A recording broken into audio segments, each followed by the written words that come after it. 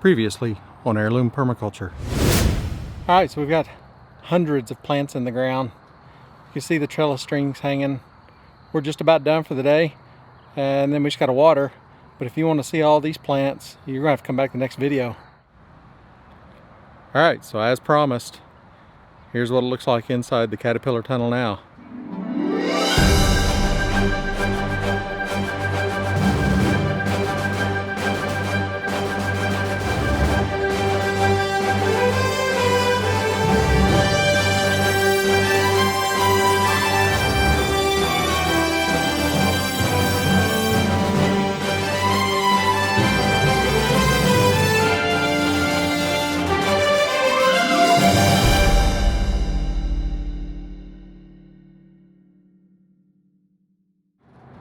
Well, we put in 192 bell pepper plants. It's a combination of California Wonder and YOLO. That's from those from Sustainable Seed Company. I figure we give them a try. They actually sent them in with our order. We didn't order those, but we want to go ahead and give them a try. And then cucumbers, we've got Straight 8 and Boston Pickling.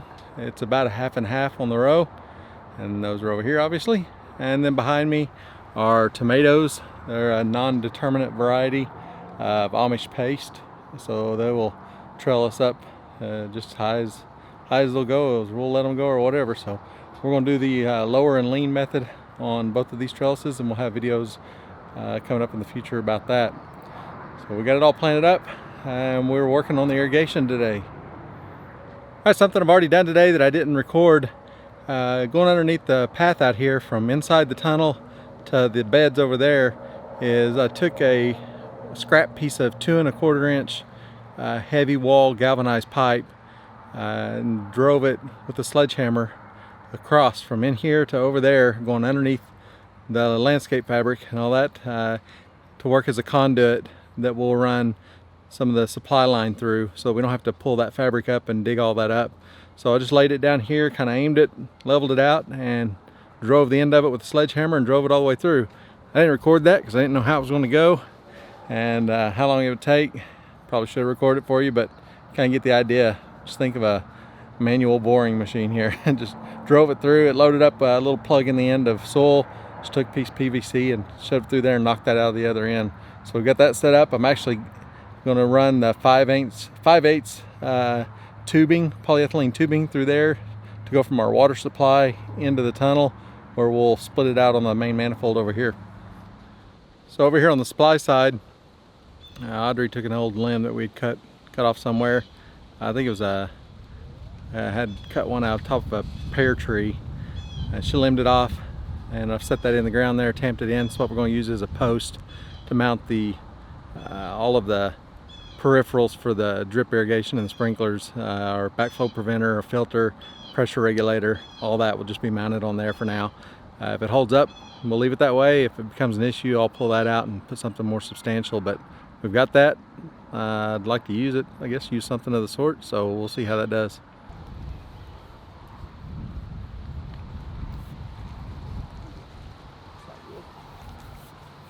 Going? Yeah, we'll have to flush it out though. Oh, filling up with the dirt from pulling it through?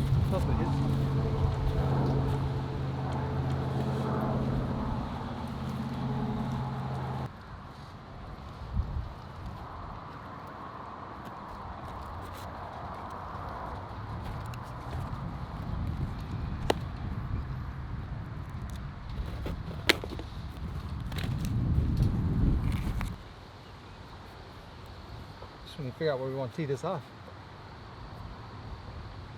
Yeah. Probably right here somewhere.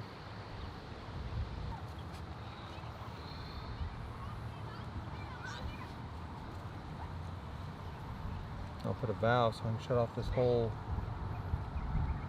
side.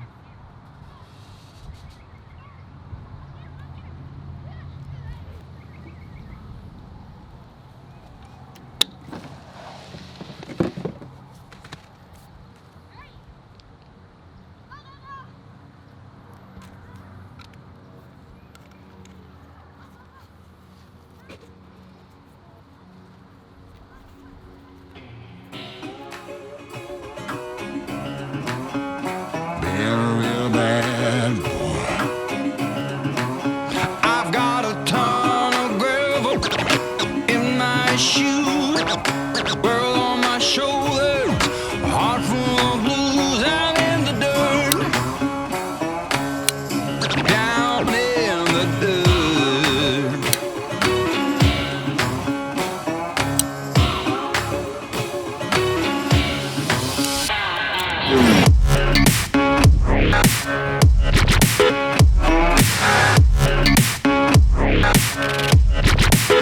I've been a real bad boy on the town all night. Starting to calm down with the morning light. I'm in the dirt, down in the dirt.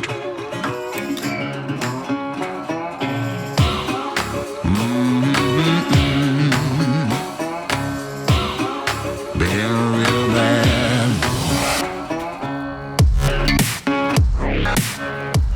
What are you doing? Put everything up.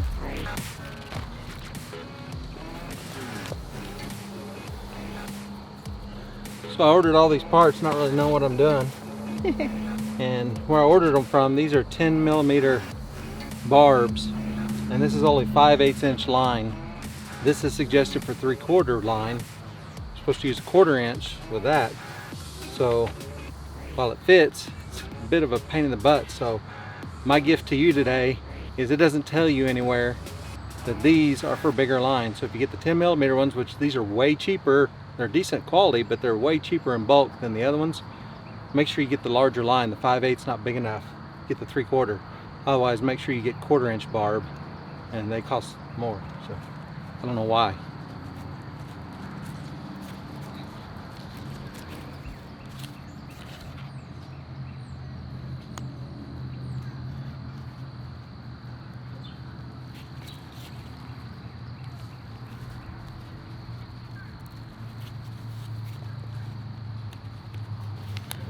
And the hole punch tool is worth it, especially on something this big.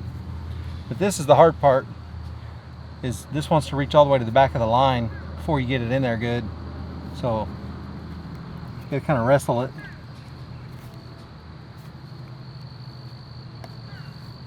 Gotta kind of work it at an angle, maybe.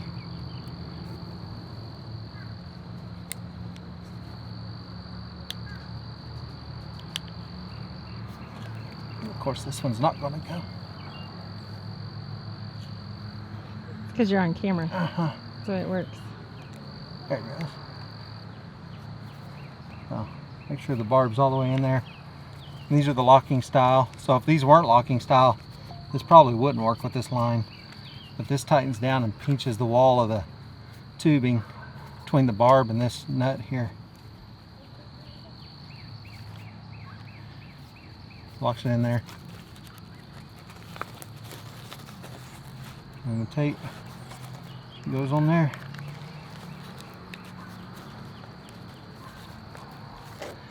And I need wet fingers, so No licking. lick my fingers.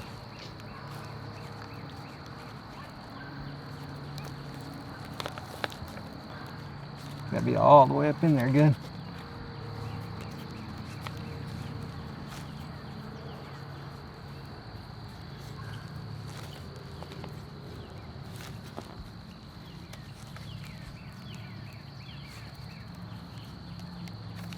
Alright, open these up. She's unhooking the other end where we put the caps on the end, taking all those caps off. So when we get all this hooked up, we'll turn the water on and flush all these lines out and not put anything through the emitters until we make sure we get any dirt that got in these lines during installation, get that all out, and we'll put all those caps back on and we'll be good to go. But I still got more hookup to do. There's dirt in there. A lot of dirt in there. Gotta flush that out good.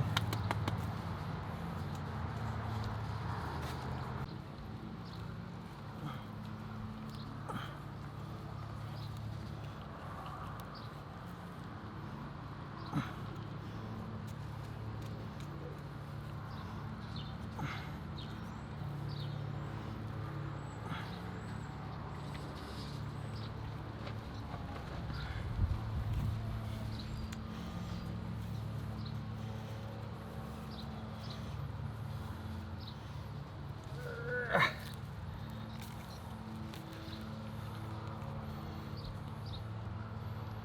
as far back in there as I'd like it to be.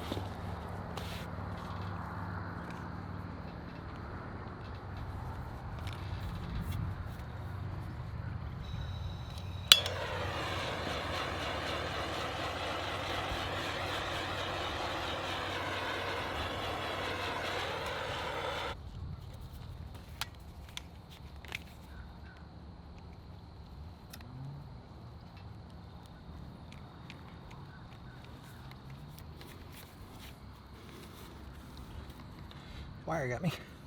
Oh, did it? So we didn't tape it.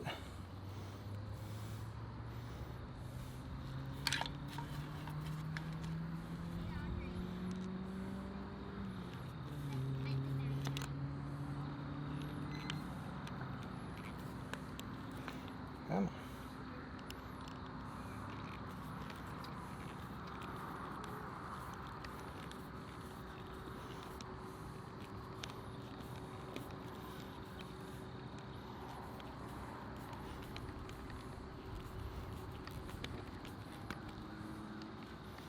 It got me.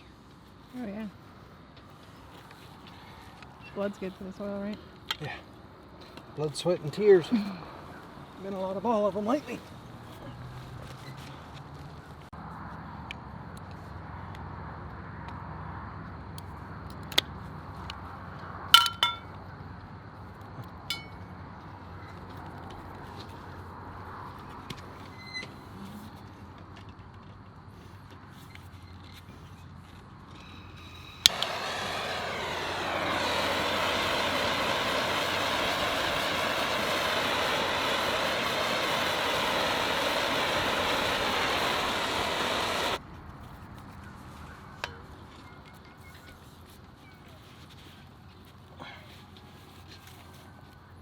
Another extremely busy day, long day here. We didn't record everything, but you kind of get the gist of what we got going on. You see behind me, I got the what's now three wobblers in this area. I had planned on just doing two. These cover like 40 feet wide.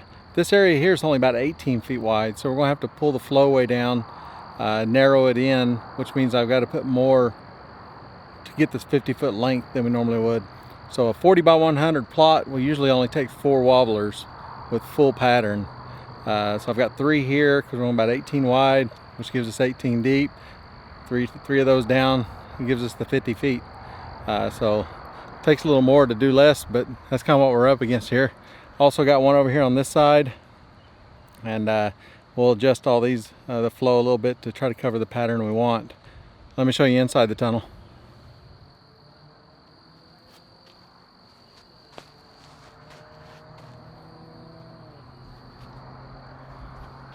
So as I said before, there's 2 tapes per bed, and that'll, I think you fogged up a little bit. It's warm in there, even with it open. So we can control each of those tapes independently. They each have a valve on them. And then I'll show you right here. This valve right here, the dead ends, that's for another set of sprinklers like the wobblers outside. In the spring and fall, when we're not worried about, with the drip, it's because we don't want water on the foliage of these plants. When it's other things, root crops and things, and we don't mind the overhead sprinkling, we'll have another setup that just hooks up right here. Drip tape will be out of the way, and we'll have more wobblers down through here covering inside the tunnel. So that's what that is, quick connect. We'll just set up another run of it there when we pull up the drip tape, and the valve's already here ready to go. Now real quick, before I get any feedback from people saying, hey, they offer a kit to put sprinklers all down along the top of this. I'm aware of that, and I'd love to have it. And it's maybe something down the road, but 3 wobbler heads at $8 a piece with a little bit of pipe and fittings is way cheaper than the $200 and something for that overhead kit. But it's on the list for someday maybe. All right, so the drip tape's running. Can you tell?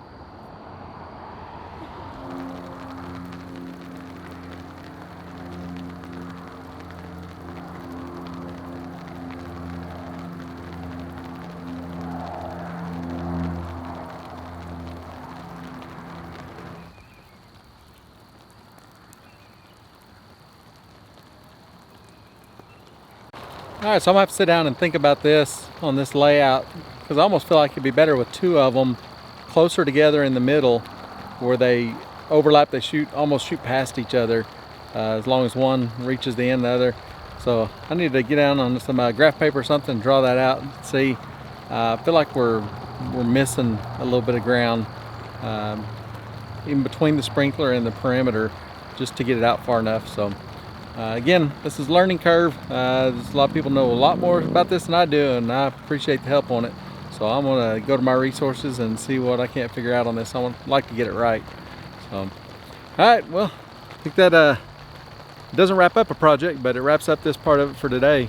So appreciate y'all coming to hang out with us, and we'll see you next time. Bye.